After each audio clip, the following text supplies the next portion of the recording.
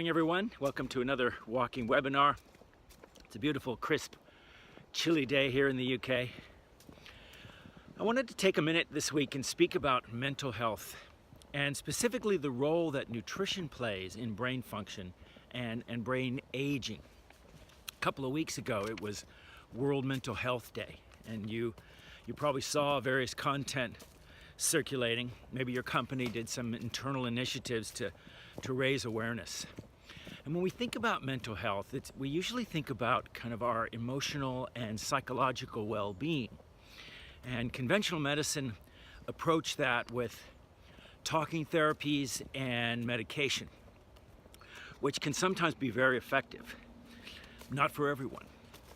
But we often forget that mental health also includes just how your brain is functioning. I mean, are you thinking clearly and crisply? Or maybe are you a little foggy at times? How quick is your recall? Are you able to find those words when you need them? Or, what's your memory like these days? Here's an interesting little statistic for you. The brain accounts for only 2% of your total body weight, but it actually consumes almost 20% of your total nutrition and energy requirements. So it kind of stands to reason that if your nutrient status was suboptimal, that your brain might not function as well as it could. So I wanted to take a few minutes and discuss some of the specific nutrients that are needed to fuel all that brain chemistry. The brain is such a hungry organ. And there are some nutrients that it needs in abundance. So let's talk about that. I guess at the top of the list, and we don't often consider this a nutrient, but oxygen. I mean, brain cells start to die in 3 minutes without oxygen. So breathe deeply. Gosh, if you're feeling anxious or stressed, it's amazing the power of a few deep breaths. Give it a try. Your brain will pay you back. You can often very quickly reduce anxious feelings just by breathing deeply. Glucose.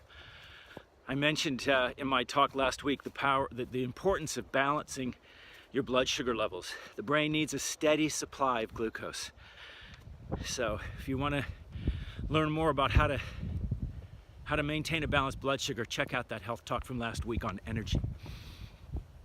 Fat. Let's talk about fat. We are fatheads, basically. Our brain is made up of mostly fat. And of that fat, essential fatty acids, and particularly omega-3 fats, are vital. We need to get them in our diet.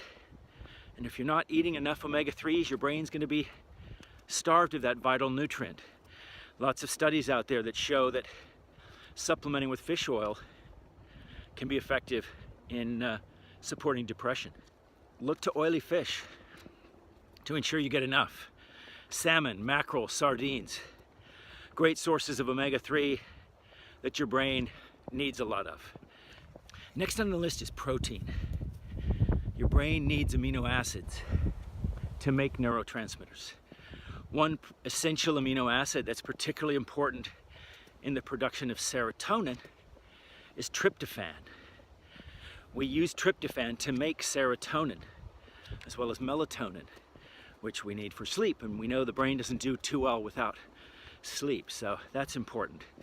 We get tryptophan from any animal protein source, but at the top of the list, turkey and poultry, also cottage cheese, quite high in tryptophan.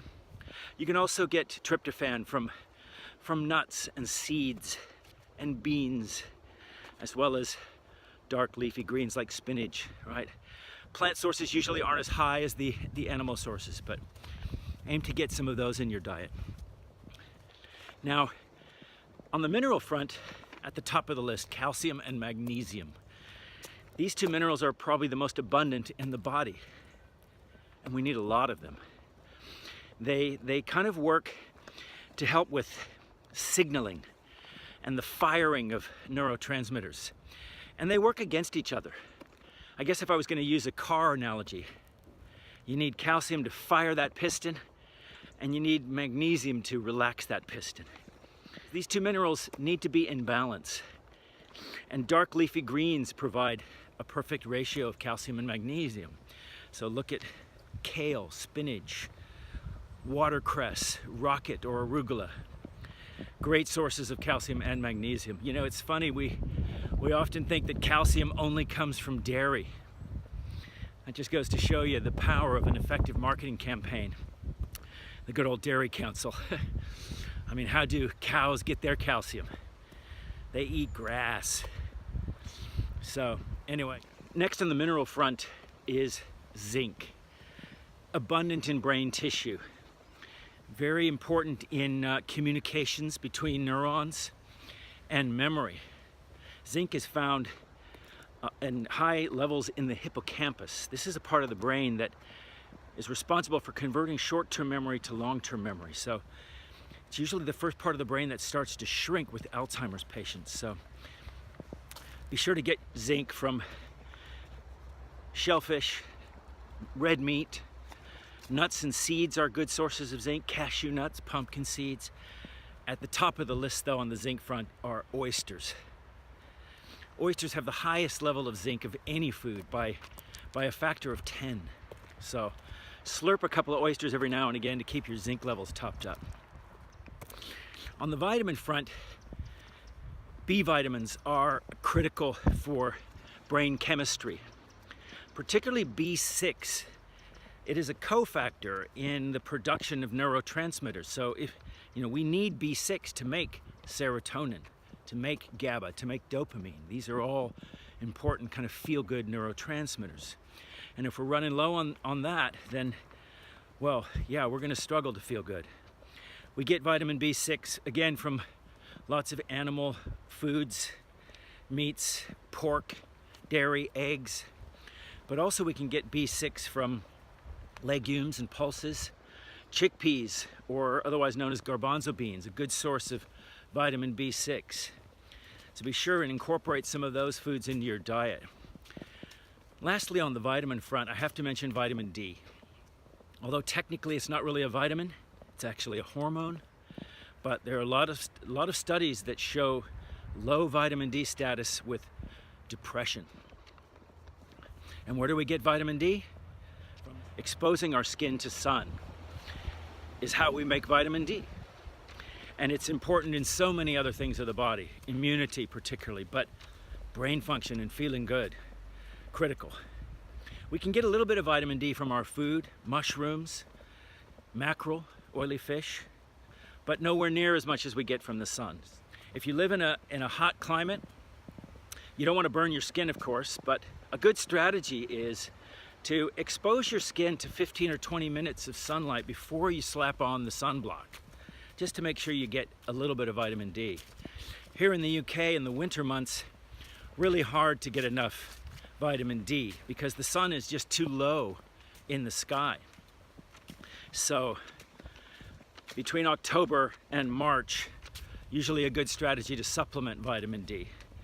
Right, around 2,000 IU per day is a good maintenance dose of vitamin D, and that'll keep you from getting too low. Anyway, those are just a few tips for good mental function and mental health. I hope you found those healthful and helpful. I want to wish you great mental health. We'll see you soon.